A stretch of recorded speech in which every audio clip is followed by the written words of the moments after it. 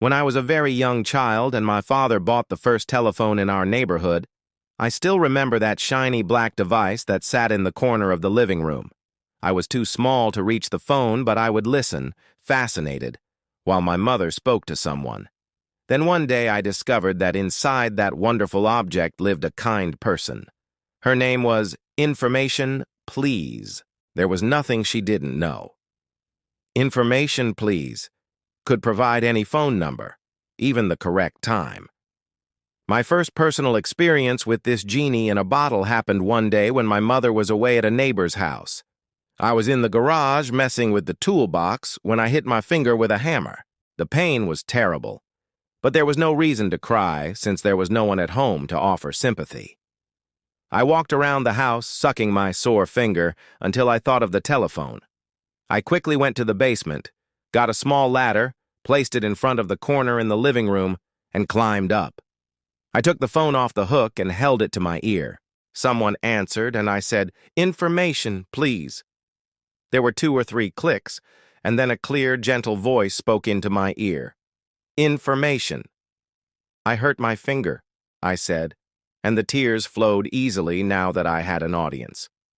"Is your mother at home?" she asked. "No, no one's here." "Is it bleeding?"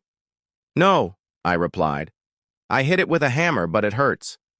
"Can you open the freezer?" she asked. "Yes," I said. "Then take an ice cube and rub it on your finger," the voice said. After that day, I called Information Please for any reason. She helped me with my geography questions, teaching me where Philadelphia was.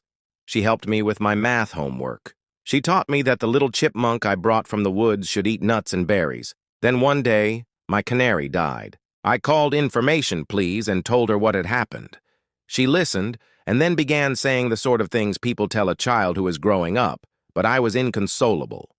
I asked her why birds that sing so beautifully and bring so much joy must end up as nothing but a pile of feathers at the bottom of a cage. She must have understood my concern, because she gently added, "Well, always remember that there are other worlds where we can sing too." Somehow, after that, I felt better. The next day, there I was again. "Information," said the now so familiar voice. "Do you know how to spell exception?" All of this happened in my hometown in the Pacific Northwest when I was 9 years old. We later moved to Boston, and I missed my friend Information Please very much. She belonged to that old black telephone, and I felt no attraction to our new, small, modern phone in the new living room. As I grew older, the memories of those childhood conversations never left me. Often, in moments of doubt, I would try to recall that calm feeling of security I had back then. Today, I understand how patient, understanding, and kind she was to take the time to answer the calls of a little boy. Some years later, when I was going to college, my plane had a layover in Seattle. I had about half an hour between flights. I called my sister, who lived there, and spoke to her for 15 minutes. Then, without even thinking about it, I dialed the operator number from my old hometown and said, "Information, please."